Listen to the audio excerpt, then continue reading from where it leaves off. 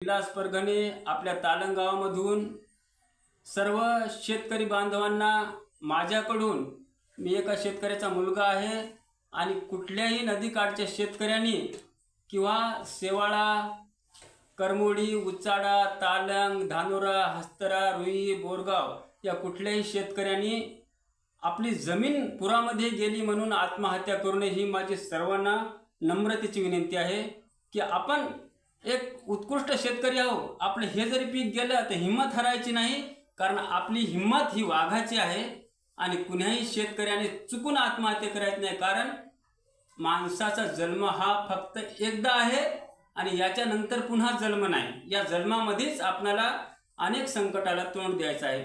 तर शेतकरी राजाला वाचवण्यासाठी मी माझ्या माध्यमातून एक कविता लिहिलेली आहे, ही तुमच्या समोर मांडित आहे. माझ्या कवितेला तुम्ही लाईक करा किंवा न करा, मात्र संपूर्ण कविता ऐका, हीच माझ्या शेतकरी मायबापांना माझी विलास परगणेची नम्रतेची विनंती आहे.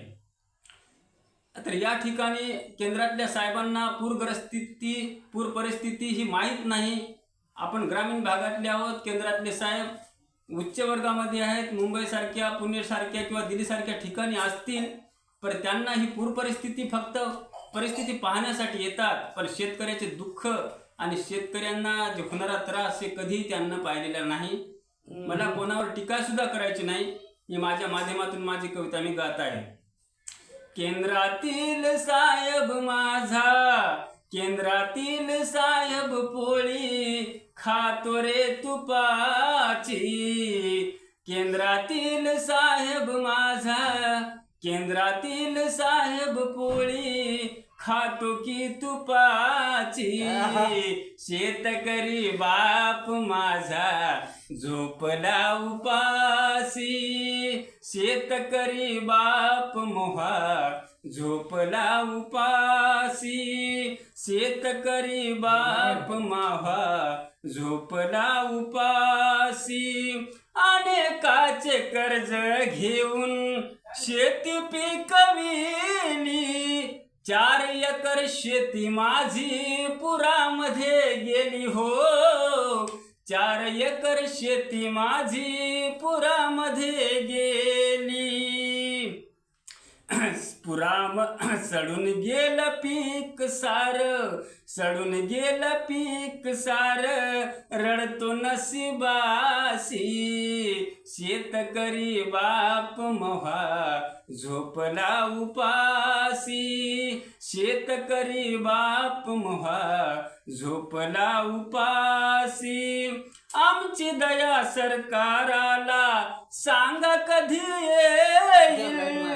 आमची दया सरकाराला सांगा कधी येईल. शेतकरी आत्महत्या कधी दूर होईल. शेतकरी आत्महत्या कधी दूर होईल.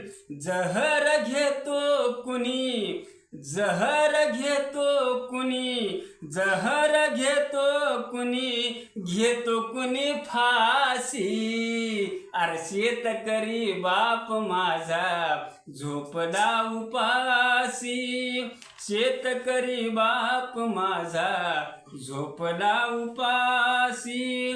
शेतकरी बाप करतो एवढं होऊन सुद्धा शेतकरी बाप वाघाची हिंमत धरतो. कारण आम्ही शेतकऱ्यांचे लेकरं आहो, आम्हाला स्वाभिमान आहे. आमचं सर्व काही गेलं तरी सरकारनं आमच्यावर दया करण्यापेक्षा सरकारनं आमच्यावर किंमत टाकायला पाहिजे. आमच्या मालाची किंमत काय होती, आम्ही किती अहमपरी कष्ट केले. अरे आम्ही रात्रंदिवस एका सापाच्या मस्तकावर पाय देऊन आम्ही शेती करीत आहोत. म्हणजे सरकारला कधी कळायला पाहिजे. शेतकरी बाप करतो हिंमत जगाची. अंतरी माझ्या माईला त्या काळजी जगाची. तरी माया माईला त्या काळजी जगाची. धरती मायने कुणाला, धरती मायने ना कुणाला केले परक्यासी. शेतकरी बाप मोहा झोपला उपासी. आणि याच प्रसंगामध्ये दिवाळीचा सण आलेला होता आणि त्या सणाच्या निमित्ताने फक्त शेतकरी बापाच्या अंगावर कापड सुद्धा नव्हतं, फाटकं कापड होतं, पण लेकी बाळीला नटवण्यासाठी त्याचं मन किती सामर्थ्य आहे. शेतकरी किती मोठी वागायची हिंमत करत आहे. त्याच्या लेकी बाळी आलेले असतात तरी म्हणते, बाई तुला मी कमी नाही. काहून म्हणत असेल की कारण शेतकरी बापाची हिंमत वागायची आहे. सरकार पाठीमागं आहे हे सर्वांना माहीत आहे, पण शेतकऱ्याला त्याला भेटाय पाहिजे. शेवटच्या कडेमध्ये गीत दुःखामध्ये लिहितो विलास दादा, गीत दुःखामध्ये लिहितो विलास दादा.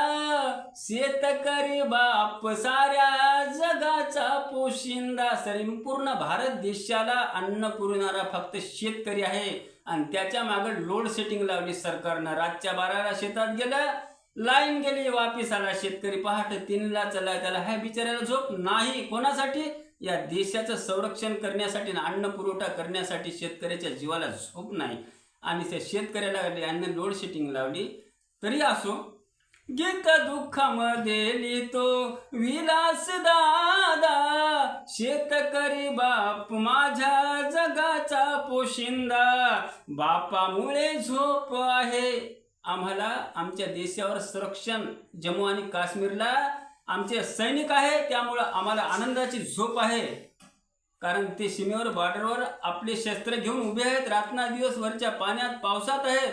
पण आम्ही आमच्या बापामुळे, शेतकऱ्यामुळे आम्ही आनंदात कसे आहोत. गीत दुःखामध्ये लिहितो विलास दादा. शेतकरी बाप साऱ्या जगाचा पेशिंदा. बापामुळे झोप आहे आम्हाला सुखाची. शेतकरी बाप मोहा झोपला उपासी. शेतकरी बाप मोहा झोपला उपासी. शेतकरी बाप मोहा झोपला उपासी. तरी सर्व शेतकऱ्यांना माझी भीमशाही उल्हास परगणे, राहणार तालंग, तालुका हदगाव, जिल्हा